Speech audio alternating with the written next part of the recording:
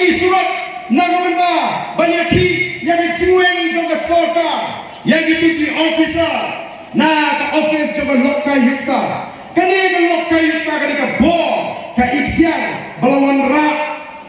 nadu apa Delhi latip kum utau lokal hangi latip utau Lokayukta kabumut kabor kabanya pun persya ya ka bangsa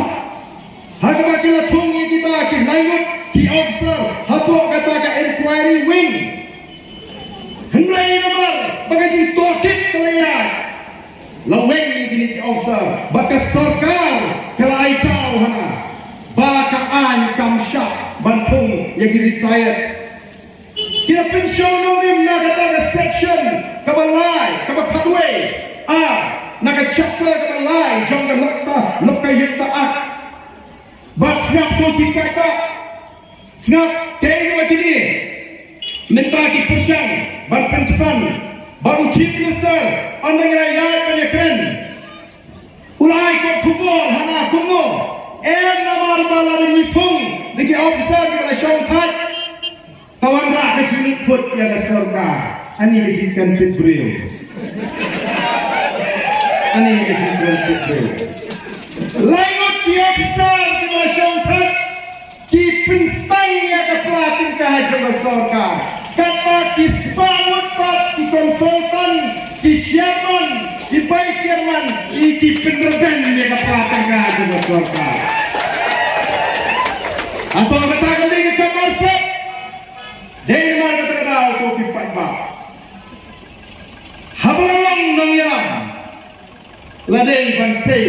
yakinia rangba kumbaon mo dapat kerai bung keman rangba teman dari timpu kampung dagareng mata masih kenduk loin kata keren hidang kami nomor negara hukum di pada nangi syafratan perfect kinong lam kira kumno bangin say kibalek sabihin dorba kawan satum ke chapter 3 lani ke limang kabalai jangan Lokayukta act ke section kabakadwe Ani Kapten Isha for the purposes of assisting the Lokayukta in conducting a preliminary inquiry on this act, the officers of the inquiry wing not below the rank of Undersecretary to that government shall have the same powers as are conferred upon the Lokayukta under Section 88. Hangi di omba dealing baga ni section, hendre hangi section ke Jingkren shai, bagi taki Ophisar kini di berang train ni di belah Shongkai. Bana kini di sini di bagi lagi kenduk dan di Ophisar dong,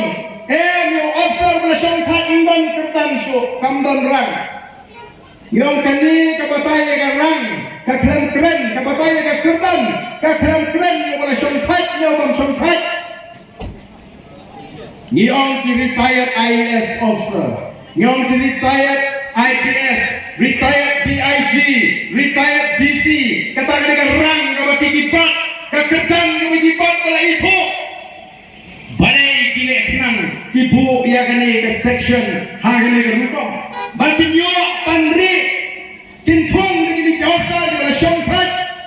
lada kini smart, kini wengno, kini ombak Yen satung pak daun Ophisar ke belang train. Oh kipat pak lada perkat babi batem uriu pata unsmu poshai. Balada sorga katung daun Ophisar ubang jalan kapor ban syakri uta Ophisar nomnur banilek persyak ke sorga. Lek persyak la poin Syagaru Hills. Lek persyak la pensyak slot ke kam. Uhak lek kat baong kita dibeli Indo kumbang di Briew.